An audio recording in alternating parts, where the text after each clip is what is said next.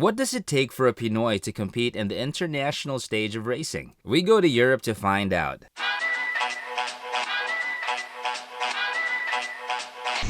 We're here in Bergamo, Italy, and we're gonna meet with the Albertos. We're gonna spend one night over here, and tomorrow we're gonna go to France for World Superbike for TJ's race. Now, this is like the most random thing I have seen on this trip so far.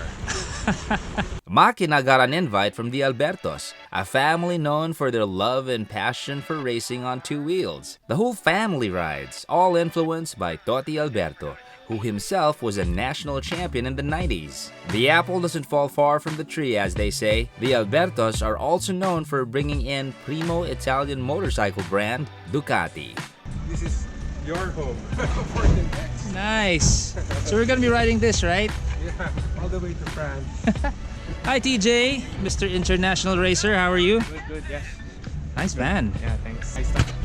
Tj Alberto has done quite a lot for his age. He was the motocross champion in 2013, Philippine Ducati Cup champion 2014, Philippine Superbike novice and intermediate champion in 2015. He was a three-time race winner for the Philippine Superbike Open class in 2016, junior class champion in the Philippine Superbike in 2017. He is also a Superbike class rider in the World Superbike Stock 1000. His best finish so far, pole 11 in 2018. He is one of the fastest Pinoy racers we've ever produced. And he is the only Pinoy with this much experience racing abroad, scoring, and going through FIM accredited racetracks in Europe. And he's only 20 years old.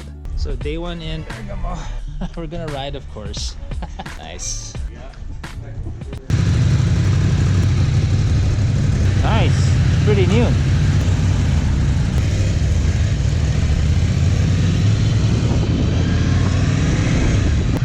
Go up there. That's like where the riches of Bergamo live. Back then it was a walled city, so this is where the commoners live, and then that's where the royalty live. Okay. But now it's open, but they actually close it at night. They close the gate still. Oh, okay. Yeah, you'll see later. We'll pass the gate. Okay, great.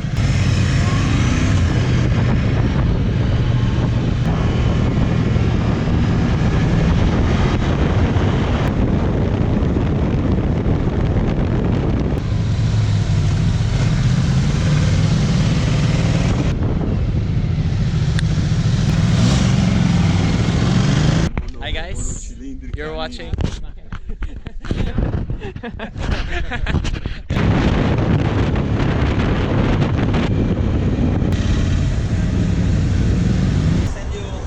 Hello, Ma'am Joy. Hello, Troy. So you're racing in Spain, huh? Good luck. Thank you. Welcome to Bergamo.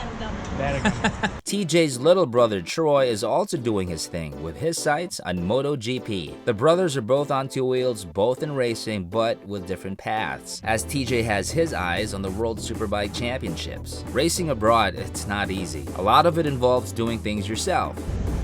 And that's 27's right there. This guy's number. We're going to France. Viva la France. This van they got, in less than 6 months already, it traveled over 20,000 kilometers. Yes, they've been going all over, touring, taking turns driving to get to the racetrack. And money is not exactly a cost-no-object scenario for them either. They try to save money as much as they can. Racing abroad is not cheap. And of course, they are thankful and blessed for their sponsors. So we have two racers in a van right now, plus me. And they're all asking if this is how fast we can go. And TJ's checking out the speed limit rules and stuff. This is the most enjoyable part of racing, is the drive. The tour.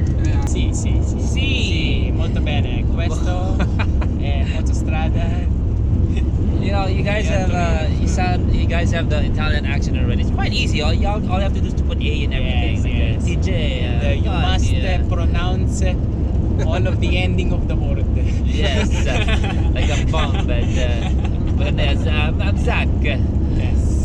This is about 600 plus kilometers going to France. 705. 705. 705. So it's like Manila to Tuguegarao and a bit more. It's gonna be fun the whole day. We're gonna take turns driving the van, TJ's van.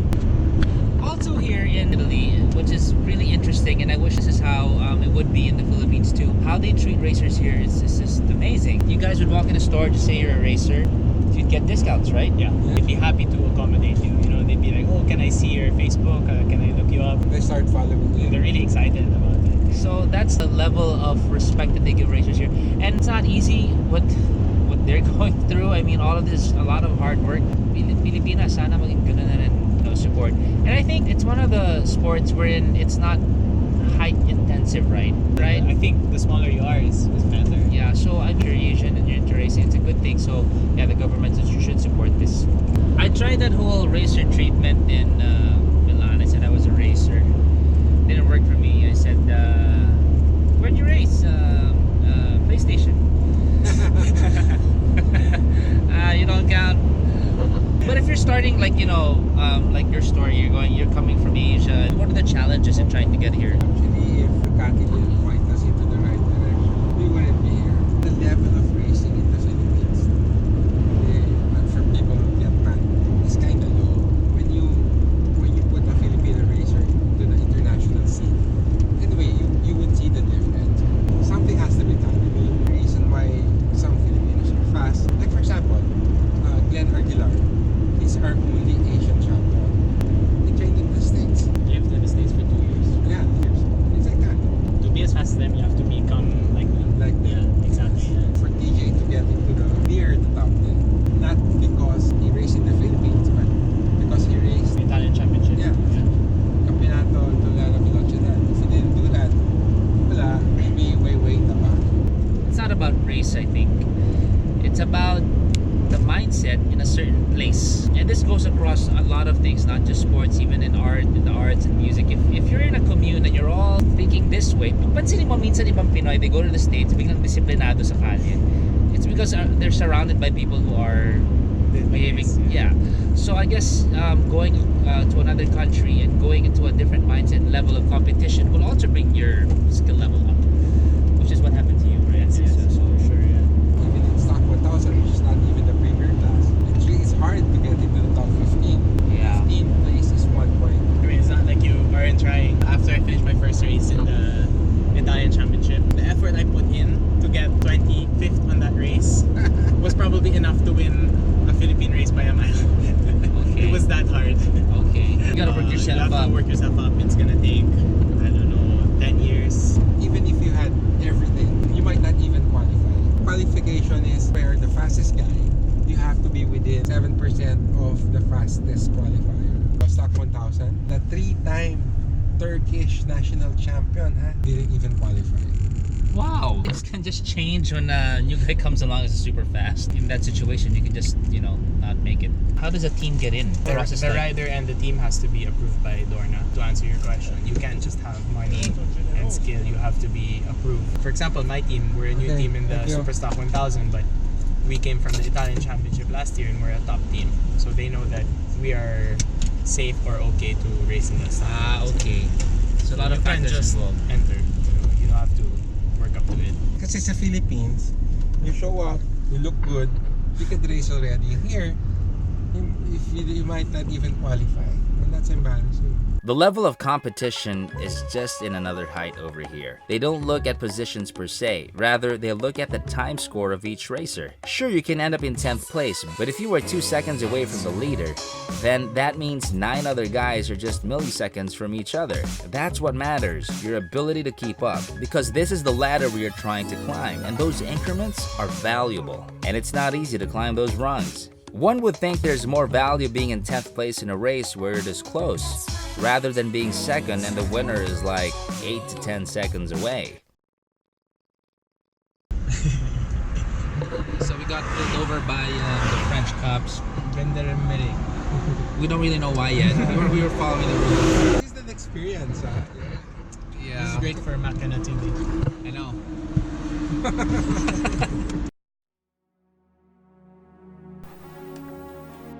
Okay, looks like we're in the right hotel. All these things. Diabel. Hi there. How are you? Thank you. Can you teach me how to speak French? A bit of French. Yes. What is hi, hello, how are you? Alors, comment allez-vous? Comment allez-vous? Très bien, merci. Comment allez-vous? Oui, very nice. Comment allez-vous? So we are in a town called, how do you pronounce it? Never? Never France. France. France.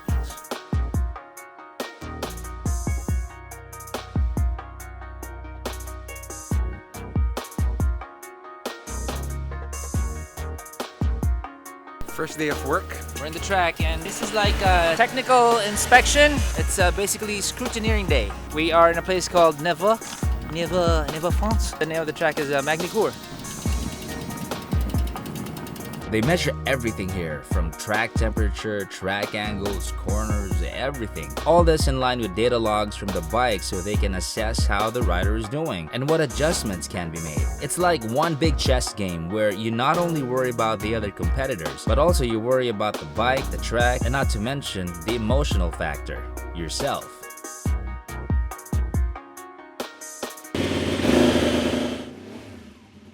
TJ, what's going on here now? Now we do the technical inspection. So they're gonna scrutinize everything from your helmet to your suit. They check everything. So ano yung mga bawal? Ano hindi pwede? Just check if everything's okay, no damage, no holes or anything. Walang butas. Yeah.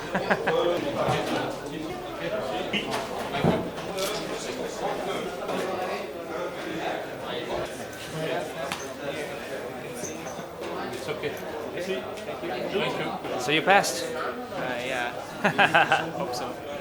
So we are right next to the tent. They're doing something a bit, they won't allow me to film it, but what are they doing there? They're checking the engine. They open one of the engines to check, to confirm if the engine is to spec, because we're racing the super stock class, so the engine must be standard. When the inspectors leave, then you can change stuff. But of course, you guys aren't gonna do that. The way they do it is that at the start of the year, they check the engine, and then they close it, then they put the seal to make extra sure that it has not been tampered with, because of course you could find a way around the seal. At the end of the season, those engines that you registered for these races, they check, because we're allowed 3 engines in the season. Hello, Federico. How are you? Guys. Hi, good. So you guys are teammates, right? Yeah. I wish you guys the best this weekend. Last race I finished second, Nice. but we try to improve and win maybe here in France. I'm fourth in the championship, so it will be good to finish with first position. Yeah, go for it. We need to win. All right, Sir Totti, what's going on here? We're gonna Okay, this is what you call the track walk. the track walk. The riders see the track for the first time.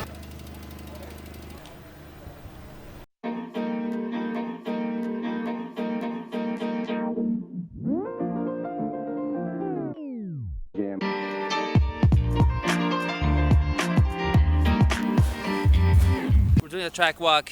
All the racers went through this. Even World Superbike champion Jonathan Ray, who I saw, he was also doing the track walk. So it's a chance for the racers to study the track, get to know the curves even more. They only have one day for practice, which is tomorrow. Before that, they're not allowed to ride on the track. I believe this track is about 5 kilometers long, so it took us an hour. And what I'm gonna do, I'm gonna go through the shortcuts.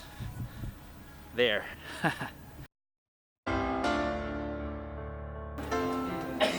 So this is so cool. They got all the stats here. Pre-practice 1, complete session results, the times of each rider, your weather report.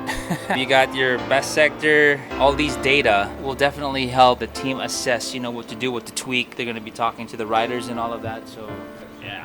So what happened with the practice run? The front would dive too much. It would not use the full stroke. Kasi in the data, it says at 118 millimeters, the fork stops. Pero we're supposed to be at 130. So we are missing 12. It means na there's too much oil, it's too intrusive. Siyempre, ang complaint ng rider is it blows through much.